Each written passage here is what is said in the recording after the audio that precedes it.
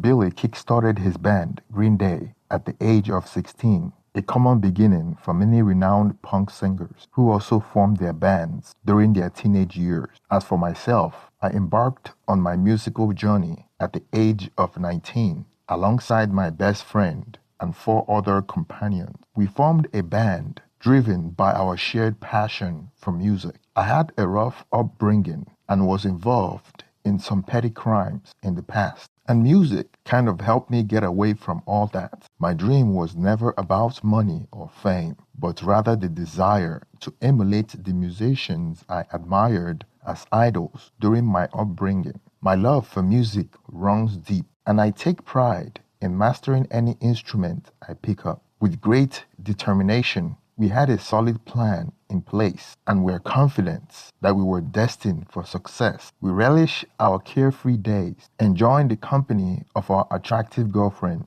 and the freedom from major responsibilities. Earning our keep from playing gigs, particularly at bars, was our way of making a name for ourselves on the music scene. Though we didn't live luxurious lives, it was enough to sustain us. We knew that following this path had led many great musicians to success. Our journey seemed promising until tragedy struck. My girlfriend became pregnant unexpectedly. Though she had claimed to be on contraception, she had secretly stopped taking it, intended to trap me into parenthood. Despite my aspiration, I couldn't ignore the reality that I lacked the means to support a child and her on my current income. I had to scale back my music pursuit if our baby arrived before the band achieved its breakthrough. A few weeks after my girlfriend deliberately trapped me with her pregnancy, I faced another challenge when my best friend arrived late for rehearsal, brimming with joy as he shared the news of his girlfriend's pregnancy. Though not the brightest person, my best friend's cheerful and amicable nature was one of his most enduring qualities. However, his occasional goofiness made it difficult for him to grasp the implication of having a baby at this particular juncture in our music career. Despite my attempt to explain it to him, as expected, I couldn't help but harbor resentment toward my girlfriend for her action. Yet, I felt trapped myself, unable to end the relationship as she could potentially put me on child support, and I had to abide by the law. 9 months later, my girlfriend gave birth to our son, and around the same time, my best friend's girlfriend also gave birth to their baby girl. Unlike me, my best friend was overjoyed to become a father. He even commemorated the occasion by getting a tattoo of his daughter's likeness and birth year. Although I loved my newborn son,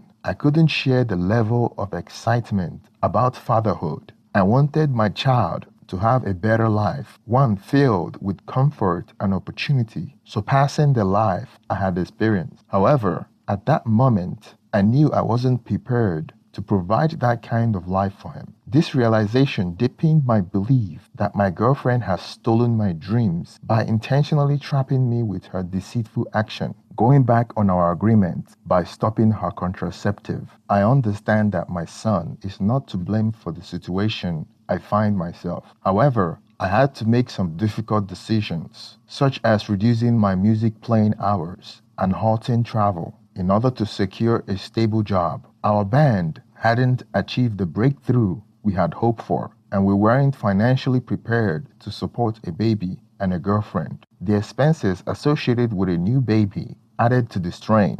Unfortunately, the band members began to slack off as our activity declined and the income dwindled. Gradually, we started losing committed and dedicated members. Replacing them with new members proved challenging, as you can't expect someone to change for the band. Waiting for them to improve may be an endless endeavor, wasting precious time and money. When bandmates struggle with timing, tuning, attendance, reading music, or getting along with others, it significantly hampers the music making process and affects everyone involved, including the struggling members themselves. I used to believe that with support, encouragement, and time, a band member's commitment, playing style, genre preference, or ability could be molded. However, I now realize that this approach leads to failure. It's futile to attempt to shape a band member into something they or I might desire if they aren't willing to put in the necessary time and effort required to make the band function successfully.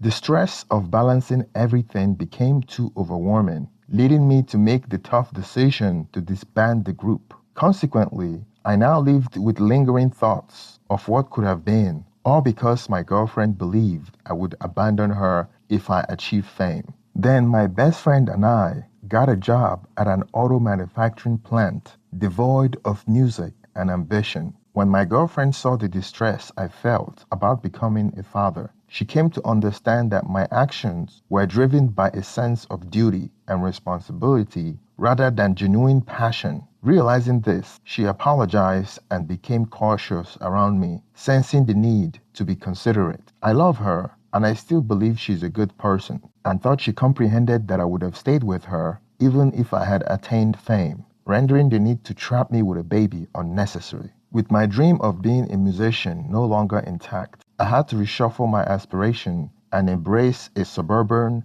blue-collar lifestyle. Now I find joy in hosting gatherings in my backyard, inviting friends and family to showcase the skills I could have honed. One such occasion was a barbecue where I asked my best friend to bring his family, considering his daughter and my son are around the same age. I didn't know my friend's girlfriend very well, but I have heard that she has a fiery personality. When she came to my house, all she did was relentlessly criticize my best friend, neglecting her own daughter in the process. He was the one carrying the baby around, trying to tend to her needs, while she continued to find faults in everything he did. For instance, if the baby started crying while lying in the carriage, she would shout my friend's name, demanding that he figure out why the baby was upset, or why she chatted with other women. Observing this dynamic, I couldn't help but admire my friend for his dedication to being a father, even though it seemed like he was being ordered around.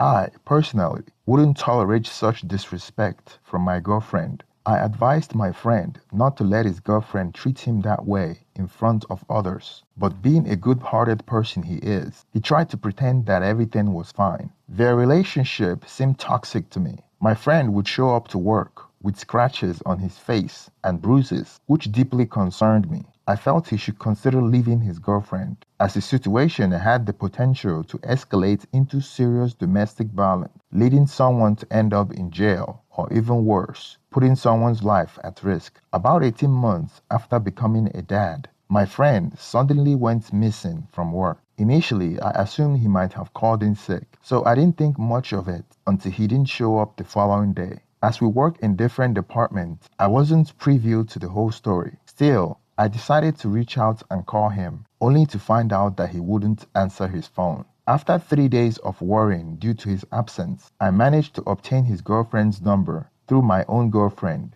and gave her a call. Shockingly, she informed me that my friend had been arrested by the police because she had reported him for domestic violence and sexually assaulting their 18-month-old daughter. Finding it difficult to believe, I decided to check the county website, and to my dismay, I discovered that he was indeed in the county jail, and the charges were listed there on their website. Refusing to believe what his girlfriend had said, I went to the jail to visit him. However, upon arrival, I was informed that my friend had to be taken to the hospital because another inmate attacked him after learning about the nature of his crimes involving his own daughter. The entire situation left me feeling shocked and devastated, unable to fathom the reality of what had happened. The following week, I returned to see my friend in jail, and the sight of him shocked me to the core. He appeared unrecognizable, having suffered severe beating since his arrest. The once cheerful and always smiling friend I knew could barely manage a smile now, and it only took me a few seconds to understand why.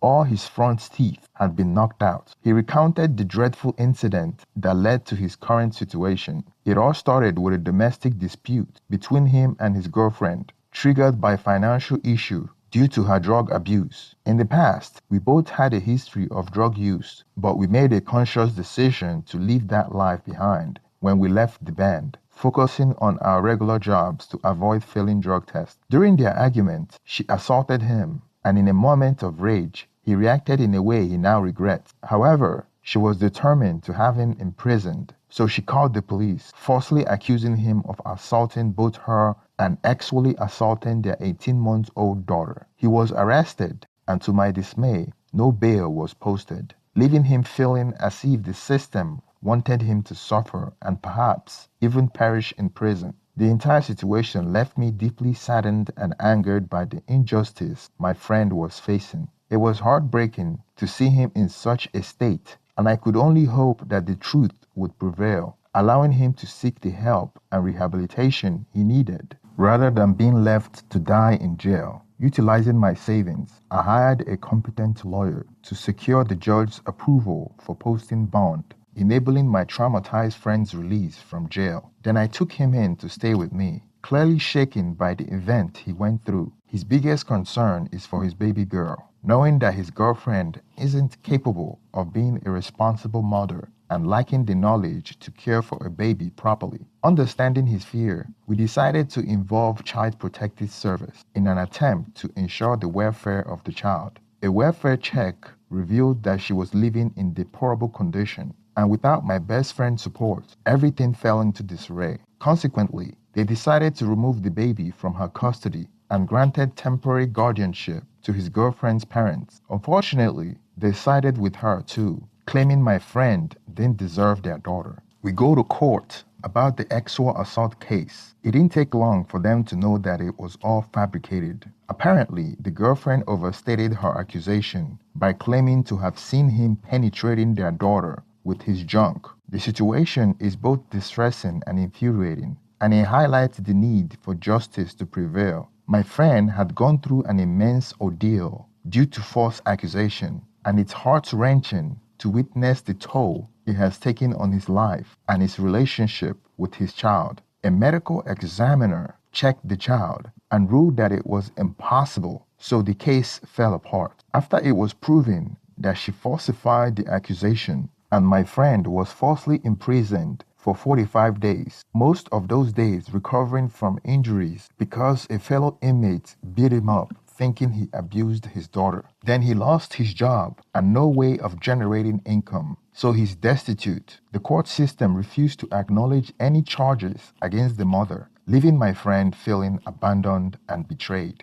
It was as if they were saying, "We're sorry for all the terrible things that had happened to you and how it destroyed your life, but we won't persecute your girlfriend for her false accusation." The injustice seemed apparent, and it felt like there was a disparity in how women making false accusation against men were treated. The reason why some women feel encouraged to make false accusation against men is that they believe that they can get away with it. This unequal treatment adds to the frustration and injustice my friend faced. Despite the overwhelming situation, my friend managed to remain positive and hopeful, focusing on the chance to reunite with his daughter and rebuild their family. He actively tried to get back to his feet, seeking employment and working towards securing visitation rights to see his daughter. However, in the midst of his effort, the situation took a distressing turn when the mother began claiming that the daughter wasn't actually his. The unexpected twist added further complexity to the already difficult situation. My friend insisted on a DNA test to finally put an end to his girlfriend's history of lying.